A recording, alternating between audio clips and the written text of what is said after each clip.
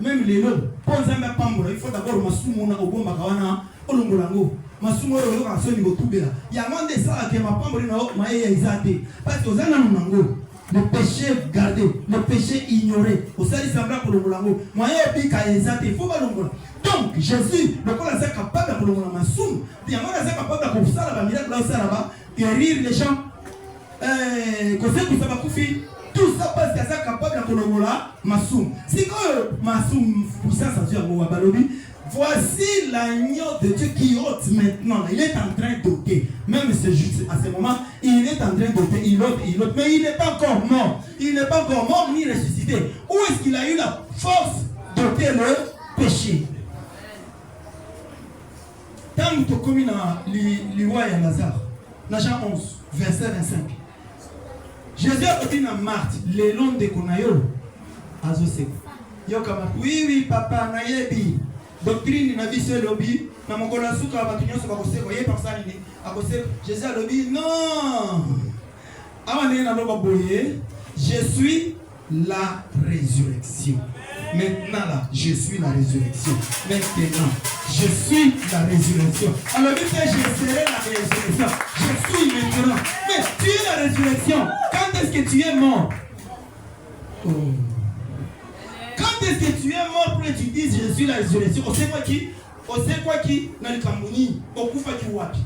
Jésus n'est pas mort, mais il dit je suis la résurrection. Autrement dit, je suis ressuscité dans mon nom. Je suis ressuscité. Bible et la vie, ces choses. Les grands de ce monde. Même Satan, il y a ce qui est baka, ce qui est le Seigneur glorieux, 1 Corinthiens 2. Ce qui va y avoir, il va promettre, il va y avoir, il ça est, non, pam, assez ami pour faire les choses, assez ami c'est puis, il va les apasser. Assez ami pour faire les choses, assez ami c'est puis, si, c'est bien. Comment est-ce que vous dites? Assez assez quoi là, ce qui voit. Le bam. Oh là là, malin. Je suis la résurrection. Lélo, je suis la résurrection. Je suis la résurrection pour fêter papa. Vous avez la résurrection pour faire le côté igno. Dès que vous avez la lycée pour faire la kiwapi. Avant qu'après ça, yo, vous attendez 50 ans de l'obio de qui apprend. Eh. Bible les hommes bana biso boye. Boy. Yesu. Ata soki Simon. Aya kakosunga Yesu te. Ata aya kakosunga ene kulusu te. Ata soki wana bako na Yesu akufi. O alemina ya kufi. Et c'est le mot te. O nani. O Jésus ani kufela na ye kala. Naka bana mtuma boye. Kolamba na ote. Na lobi ndio na mata. Na bana mtuma oke. Mokolo simasa kende kosunga Yesu ani kufela na ye kala ani sekira na ye. Ce qui va te mokili ba ye baka. 1 Corinthiens 2:8. Balingaki baboma nkotombwa mana ye déjà. Il n'allait pas tuer le ressuscité, le glorieux, le Seigneur de gloire. Badingani. Yo kanisi selon you. Yo kanisi nzamba kotika bat basumuki. Basumuki na tongo. Tozana Genèse 3. Bat basumuki wana. Nzambe lakeli bango mabe. Batika na malédiction wana.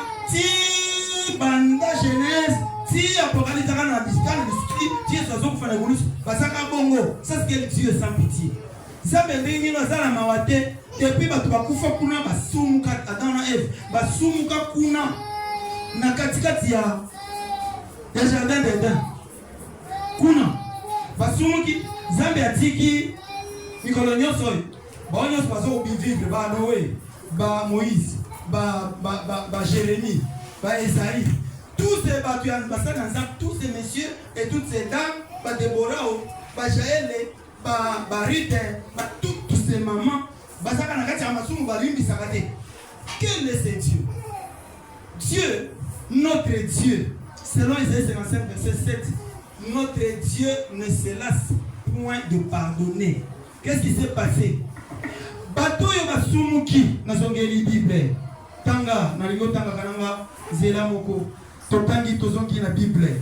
Dans le chapitre 3, Genèse 3, on a dit que frère Eli et Razotanga, Genèse 3. Genèse 3, Tango, la femme, verset 6. La femme vit que l'arbre était bon à manger et agréable à la vue et qu'il était précieux pour ouvrir l'intelligence. Elle prit de son fruit et en mangea. Et l'en donna aussi à son mari qui était auprès d'elle et il en mangea. 40 minutes, verset 7, les yeux de l'un et de l'autre s'ouvrirent. Wow. Ils connurent qu'ils étaient nus. Kakawana, tango sumuki, bato tamble, comment dit bato? Bando tamble la bango kabou. Bazana bilamba te me bat tamble et ça la bango de l'automne. Et bando ça la bango il lo komoko te. 2, chapitre 2, verset 25. L'homme et sa femme étaient tous deux nus et ils n'en avaient point honte. Bando ça la bango il lo te. Batamble quand on y banane na bino bobo taxo boni mo boti mwana. Banda 0 au botier de l'eau, si à Kokoma a 2 ans, à ta baluki baluki mon kutakala azana na jardin. Mais si au moment na komika, bah de gagner déjà le jardin et ma kaza comme comme voilà 3 ans. Amen. Babande donc a sonité la Bible est claire, Genèse 2 25.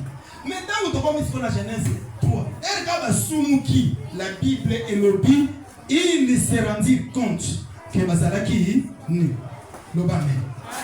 Alors, la solution la solution il y a Abraham. Ayant cousu des feuilles de figuier, ils s'enfirent des ceintures. Basalini, bakatikati makasa banzete. Akotaramati. Sio kama ndiko kima na bango na bango mbele bazaka kwa. Utara mndingo bando. Ay bongo yo bando banzaki utara kama. E bongo yo e komi ni yango. Soni e koteli bango. Ezalaka te. Masum et boni bango loba men balingami Zambia oki botika bat patika ka na passe wana ba ke le ville boy pas on misala boy balama boy batata passe boy ba mama passe boy banda to banda ki masumu ici la raté elle a colère botana mati on a besoin oh tala côté musus elle a kolamo fo oh ka botana boy elle a côté botana ka côté ti lelo non zamba za bolingo Bible no Bible. Amoni bakomi ko finika ba bloka ne kaukaka. Makasa ne sakani e kaukaka. Amana ko saute e kaukaka. Dieu dans son amour. Dans le verset 21. Bible no Bible. Et le dit l'Éternel Dieu fit à Adam et à sa femme des habits de peau et il les en revêtit. Zambe asali bango bilamba ya poso ya nyama poso ya mama poso ya nani mama noko pesi ya meme mama ata yokutu yebaki asali bango poso ya asali monde elingi koroba eza pete na koyoka ilaka papa meme yeyo bisa oyebi meme na satanga voilà pour la tisabato akuti tata meme vient kangai kwasi bakati kingo panzi balongoli poso tamba bakati twa ino boy na sali kinga ngona sali pa mais ya bande ko dobati ani liti boy ni masuti bakati poso balati si bango ya tikali azana bomo bia kufi tango balati zoni zali susu Jésus est mort nyama wana meme yo quand on va tourner où est l'agneau c'est depuis quand nous avons répondu depuis quand que nous sommes libérés depuis quand le Christ est mort pour nous là dans Genèse 3 21 Jésus-Christ est mort pour nous là il est mort car là Dieu a déjà pardonné dès qu'on a paix Jésus est initiateur paix consommateur et à foi oyo Abraham a zoui Yamana après Jésus a dit avant Abraham Nazara tout ce qui a été coutu Azar zéro pour continuer c'est moi oyebini mon totalement côté quand est na zolo je passage na pesa bini ya Simon moi baté à kango te baté au temple baté à kango te passage au Genèse 3 21 baté à kango ndele basi bayebisa biso nyama wana azalaki nani. Genèse 3:21. Dieu a tant aimé le monde qu'il a donné son fils. Asuni nyama wana va aider. Abraham a dit ça mwana na ye. L'agneau que tu veux voir, c'est là que tu vas voir le monde. Abraham a tali boye bolingo. Hey, Seigneur, merci. Un agneau est mort il y a longtemps. Personne ne Personne ne se pose de questions sur nyama wana akufa la nini. Nyama liamo lisumni ya sala pole na ukoma baya kobikisa mtu. Ce jour-là, passe à mtu sila bolumbu esili. Depuis wana sikina tangi passage wana. Alléluia. Na koloba lokola Elisabeth na Luc 1 verset 25. Seigneur merci olongolinga somi na miso. Nabika kala. Dieu est amour. Dieu est amour. C'est déjà sous la grâce de Jésus. Il est mort pour nous depuis Kala.